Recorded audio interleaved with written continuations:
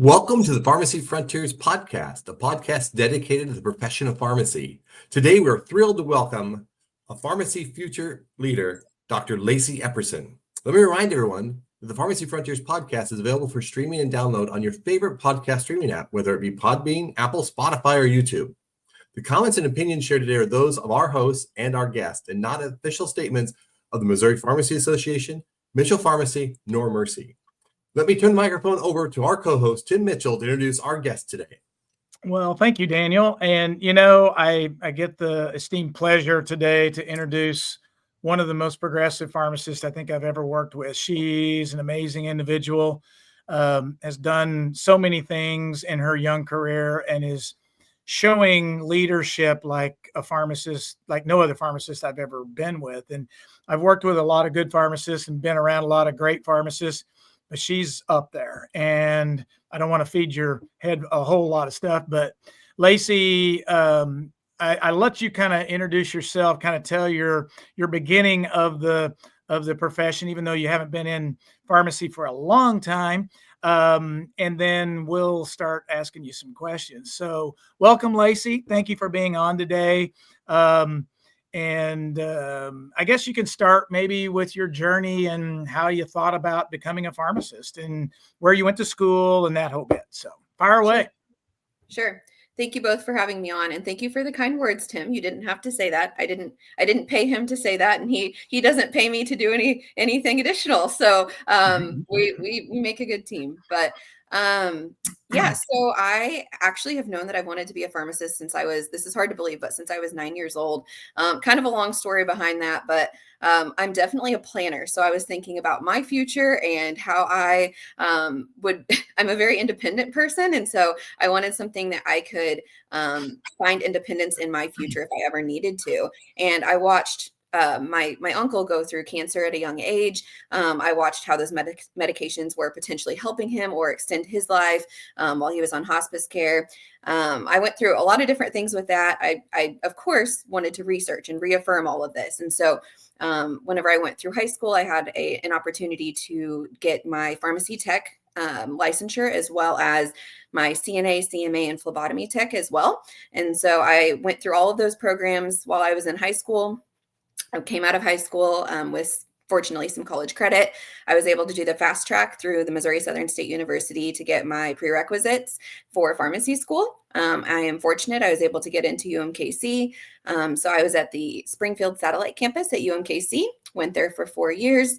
And then I graduated in 2020 as a true COVID product. So I had a graduation very similar to those of you watching this. It was virtual. So I actually had my parents and my mother-in-law and my husband had to go to work that day, but we sat in my rental house after we had just moved for my first job, and that is how we celebrated. And my mom got me a cake, so that's how we celebrated. My first job out of school, I worked in long-term care, so I got to not only dispense but do some consulting as well. I love the aging population and the geriatric population. So that was a really great opportunity for me, but brought its own challenges during COVID as well, as we all know. Then I moved to managing my own location at a community pharmacy when I had that opportunity. Learned a lot of different things there, from leadership and management skills, as well as prescribing and administering monoclonal antibodies in the peak of COVID.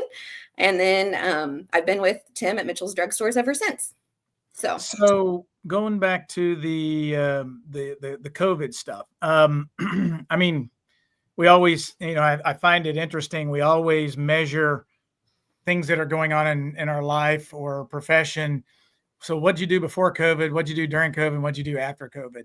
And I know you hit the ground running as soon as you came out of school in the middle of a pandemic that none of us have ever seen before. And you, if I remember correctly, were you not one of the first in the state to administer monoclonal antibodies? Yeah, I was. They thought I was crazy whenever I called the Board of Pharmacy, and I was calling. You are crazy, but yeah. I was calling my liability insurance company, and nobody knew what I was talking about from Missouri. There were a couple of other states that had already been doing this, and so I contacted them to make sure that I had everything in place. But on top of being a new graduate and trying to maneuver the law, I learned a lot about HRSA and exemptions in place. And I really talk about discombobulating all the law in your mind, like what law, like who knew what to follow. And so I actually think, to your point, Tim, right, wrong, or indifferent, I had to run on adrenaline a lot during my first couple of years out of school while I was trying to navigate things. And I think at the end of the day, I would encourage anyone just to like obviously there is law and there are rules in place. And I just think you have to act in the best interest of the patient and do your due diligence to research that, ask questions when you have questions. But that's what I was trying to do during all of this, because there was nothing black and white that said this is exactly what you can or can't do. And so I just documented everything that I did and was trying to take care of people.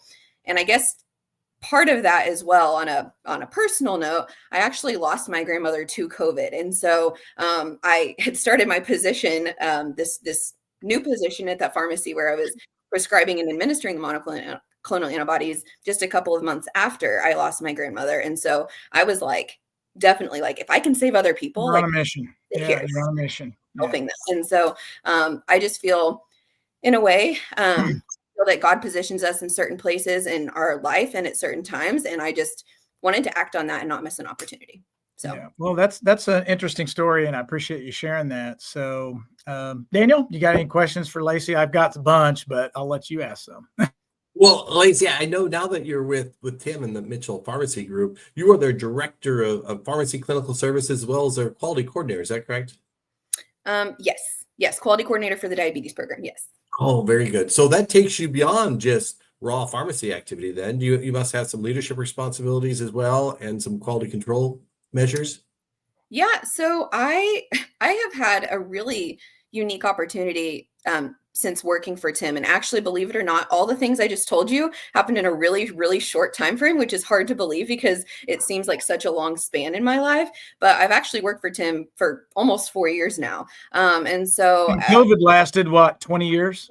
Yeah. It felt like it. It actually legit aged me because it aged us all, Lacy. It aged us all. I'm really 25 years old. But yeah, like I think back on that time frame of all that happened in honestly a short time frame and how much I learned and had to grow. So I actually have been working for Tim a lot longer than probably what it sounds like based on the other things I said. But yeah, so in that role, I didn't necessarily come to work for him to step into this. It's something that kind of molded and developed. I think it's really important to have a good culture and to kind of, so I have this theory that you want the right people in the right positions, and you can have the right people. Like step one is get the right people on the team. But if you have the right people on the team, then you have to make sure they're in the right position to operate at their best capacity and to their skill sets and abilities. Tim and I have had lots of conversations with different staffing changes over the past few years. And I actually, I actually was pregnant with my first son pretty soon after I started for Tim. And so kind of the timing of all of that, I felt horrible. I'm like, well, I didn't come to work for you and then intend to have to leave for maternity leave and all of that stuff. And so when I came back from maternity leave, we had actually lost one of our main clinical pharmacists. And so there was a lot of missing pieces that needed, someone had to pick up the pieces. And I think if there's one thing about me, honestly, I have no one else in my family in healthcare. I had no one else in my family in pharmacy. I kind of feel like I have to just figure things out and persevere. And that's one thing I do know. So both of my parents always said, like, no matter what you do, we want you to be able to persevere, work hard and persevere. And so I think for me, it's also part of the adrenaline. 180 from when I graduated, there were no sign-on bonuses. So like I always heard my preceptors and owners that I worked for talk about, oh yeah, there were sign-on bonuses and the jobs were, like how great the profession, how cush community pharmacy was. I get out of school, there's no jobs. I'm fortunate that I had an in-person interview before the world shut down. And so it was really, it's stressful for anyone that's graduating, but I think about that. And I took that to say, I don't know where I'll be placed. I don't know what will happen, but I'm going to be the best I can in that role and learn from it. And so I always tell my students, because I love precepting students, add it to your toolbox. You never know what you'll need or when you'll need it. And so that kind of evolved into a lot of random things that I do at Mitchell's drugstores. And Tim just gave me a pretty title to go with it. But but that being said, I kind of became the I'll help pick up the missing pieces and let me find ways to make this better or find ways to make this work. And so I do a lot of different unique things. I find a lot of career satisfaction in training community health workers and working with CPS in Missouri, helping coach and train other pharmacies across the state and other pharmacists, pharmacy teams. I'm huge on our adherence at our pharmacies and using that as the backbone of our services to help capture patients for other clinical interventions that we can get involved in, setting up vaccination clinics. You mentioned the diabetes program as well. Tim, again, I'm very appreciative of this, but he put me through to get certified to do my pharmacogenomics certification so that we could offer that as a service. Probably missing a lot of other things. I've dabbled in different things. In charge of our clinic. You're a clinic administrator. Yeah, well, yes, we have an on-site direct primary care clinic now. While Tim was gone at a conference in March, I've actually been talking about this for a while, but while Tim was gone at a conference in March, all the stars aligned. He connected me with someone who was shutting down a lab. And so by the time he came back, I set up a phlebotomy lab. So you have to take chances and you have to try to you can just sit there and worry about things for so long. And as a planner, I want to be well prepared. I want to have everything down. But at some point you can get so prepared, but you can also obsess over for how long does it take to implement. And I think that's one thing is our profession, we don't have time to wait to implement. So yeah, don't know if that answered your question. A lot of random things, Daniel. It's just see, that is such a great message, right? And whether you're a new grad, you're out 5 years or 40-year practicing, folks, is a matter of putting good people in the right place at the right time with the right resources, right? And let their leadership excel. I think that's a great take-home message. Yeah, and it's not a theory. I mean, I know you said it's a theory, but it's a proven fact, and you are proof that putting the right people in the right places is one of the best decisions I've been able to do with you, and with Tanner and my daughter Taylor in the business as well. It's been a blessing for me, and you guys, blossoming. Now, I do want to say that our pharmacy and the pharmacists, including you, have connected with people like Annie Eisenbeis and Trip Logan, Daniel Good, individuals that have been in the profession, individuals that are in our pharmacy association, and have helped us be able to, I guess, help you, foster you to move into other areas. And through CPSN Missouri and some of the other things that you've been, Lacy's also a CPSN Missouri regional facilitator, has done an amazing job over the last couple of years. Now, things are changing a little bit, but we're going to continue to try to support her in that role and do all the things that we need to do to help our profession move forward. And Lacy has said, I'll do what I have to do. Now she's getting ready to have baby number 2. So, she's going to have a little bit of time to recover from that, but we're excited for your future and all the things that's going on. So going to MPA, go ahead, Daniel. What were you going to say? Take us there. Take it to MPA. Yes. So going to MPA, you are one of the newer board members for the MPA board. Tell us how that's been going. Have you learned a lot of things with the MPA? Where do you see the profession going with the Missouri Pharmacy Association? I know we just went through a tough legislative session. Nobody can hide what happened, but I can tell you it is important that we continue to stay true to our message about what we're trying to do. Tell me what your thoughts are. And as a board member, as a pharmacist, where do you see, things going in the future here? Yeah. So I'm actually, to kind of segue myself into that, I'm going to go back on one comment you made. And I think it's so important that we have individuals who are not only visionaries, but when we talk to students about networking, people use this term networking. Like what is networking? I think one thing that's always stuck with me, my dad especially, is So both my parents are teachers, retired teachers. My dad's actually still teaching and coaching. And I always, whenever I was around him growing up, I was in the gym growing up. He was always showed just as much respect to the custodian and the janitor as he did the principal, as he did the person he shared an office with. And I think it's so important to remember that there are so many people that can help support you and build you, and you never know what that looks like. And I just think it's important to show everyone the same respect and kindness in that way, so that whenever you do, maybe you need something in the future, maybe they need something from you, but you can learn from each other. And so people, I think a lot of students are always like, I don't know what networking is, or I've worked with other pharmacists that don't see the value in it. But I'm going to tell you, without a lot of those people that Tim just named, there is no way that I would have some of the resources or connections or opportunities that I've had. And that includes Tim. I mean, I think that's the biggest thing. If I could give one takeaway, is he mentioned the environment, and putting people in the right environment to connect them with those opportunities is so important. And so I just kind of wanted to mention that actually kind of has helped segue my involvement with the Missouri Pharmacy Association as well. I recently had, I don't remember which issue it was, but I had written my why. Why am I an MPA? Why am I active in MPA? And actually, I think I mentioned both of Daniel and Tim's names in there, as well as some others. And through that, I mentioned I had no one else in my family in healthcare.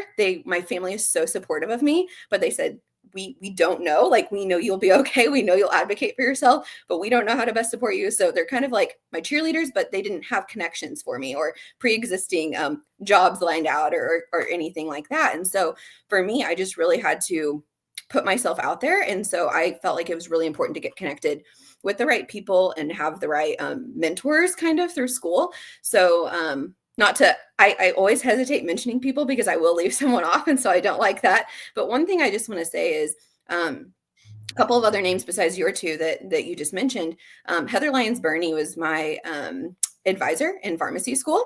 And, I'm going to tell you, I am probably one of the best examples of I should have gone into a different profession naturally based on my test scores. So when you look at my ACT test scores or anything else, anything science was related was probably not my path. And every exam that I took that tried to match your compatibility, it was probably not this. And so for me, school was very difficult. Tests were very difficult. I struggled in that aspect, but I had the grit and I wanted to make it work. And so she was very supportive in connecting me with places that and individuals that I could use my skills to the best of my ability. And so through school, I actually had the opportunity to work for Melody Savely. Through there, I was able to learn from Erica Mon, who I now sit on the MPA board with as well.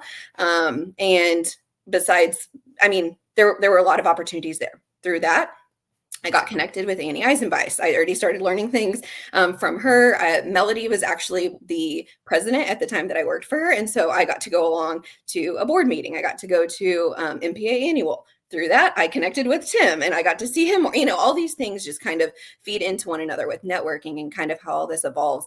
And again, there's way too many people for me to name, but I know at those events, that was the first time that I probably connected in real life with Christian Tadris and with other individuals that you just continue to see because you start to find common ground with, and you're like, these are the people that I want to be like whenever, like I want to mold my practice after them. I want to mold the way I practice.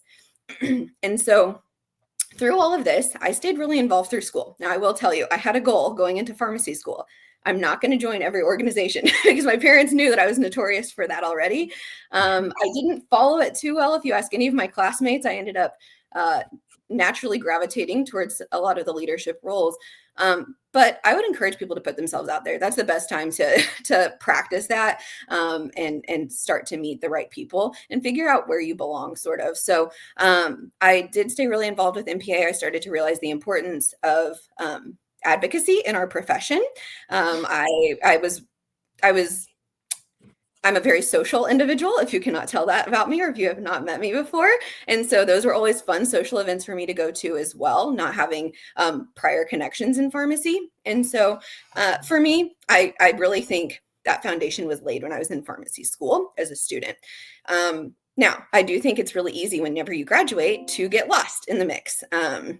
Especially during COVID, they had to cease a lot of the in-person activities. And so I don't know who this was. I have no idea who it was, but someone suggested me for one of the committees. And so very early on out of school, I was asked to sit on the membership committee. So I've actually sat on that since I graduated pharmacy school. So thank you to whoever threw my name out there.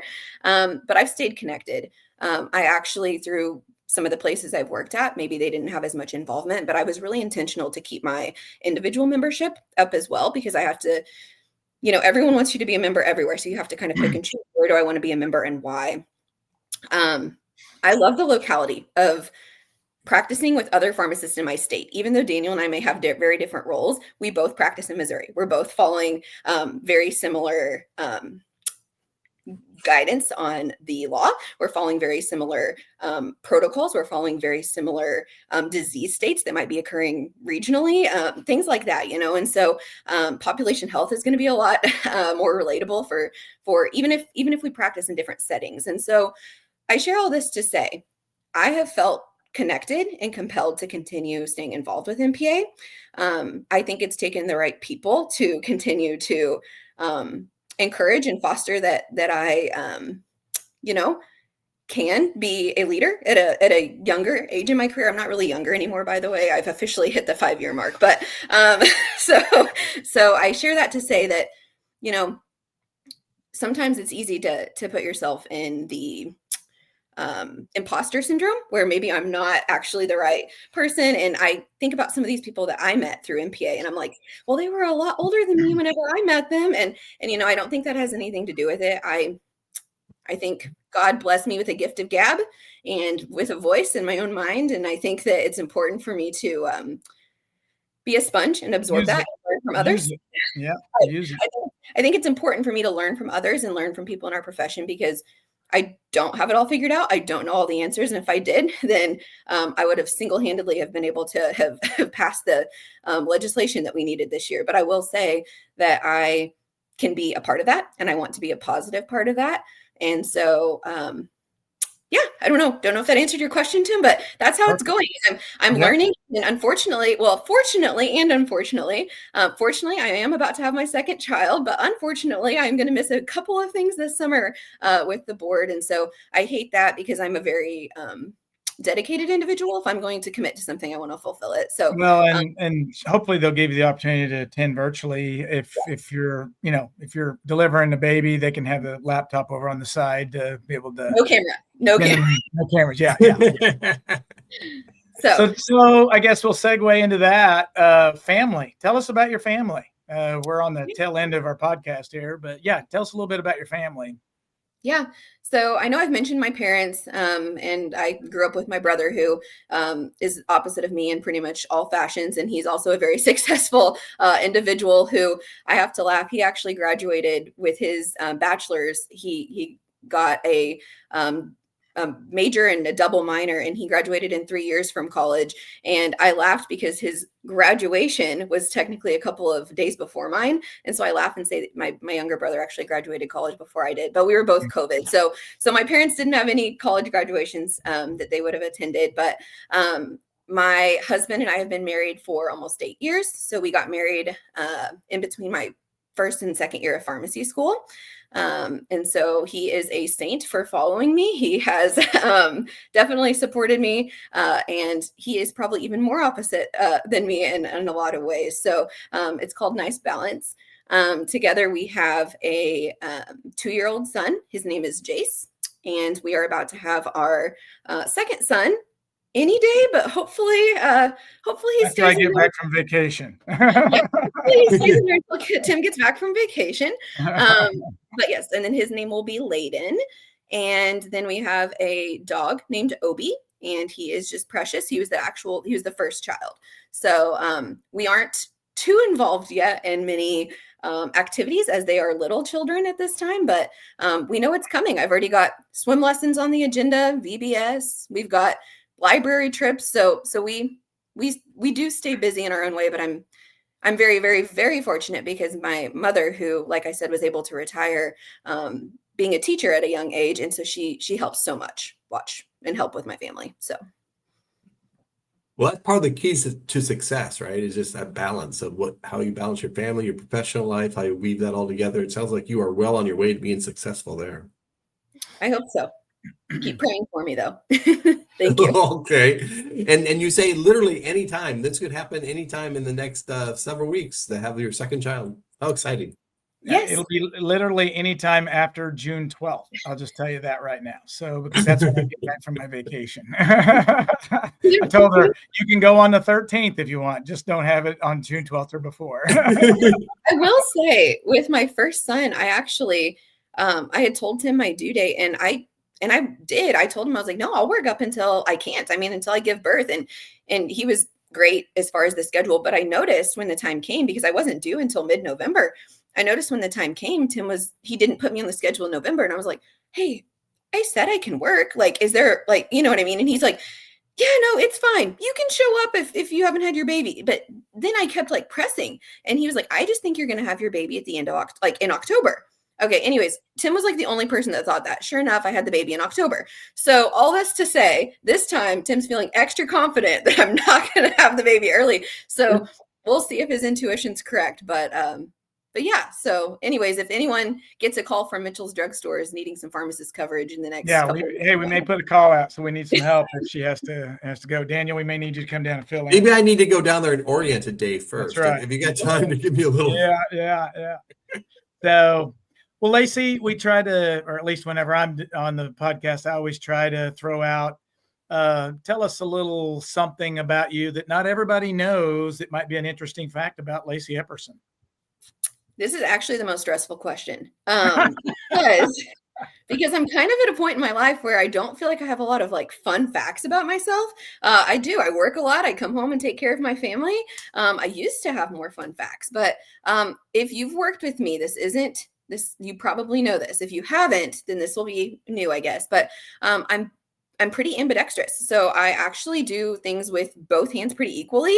Maybe not well, but like, if you catch me writing, I usually write right-handed, but I pretty much do almost everything else left-handed, like vaccinations, drawing blood, counting. So it's just kind of whichever is more convenient. So if one hand gets tired, I switch to the other. But that's an interesting fact. Not everybody can do that, for sure. That's an interesting fact. So I appreciate that being shared. So it sounds like your brain is ambidextrous as well. It is, yeah. I can science and a interpersonal piece. That's incredible. Yeah, she's right and left brain.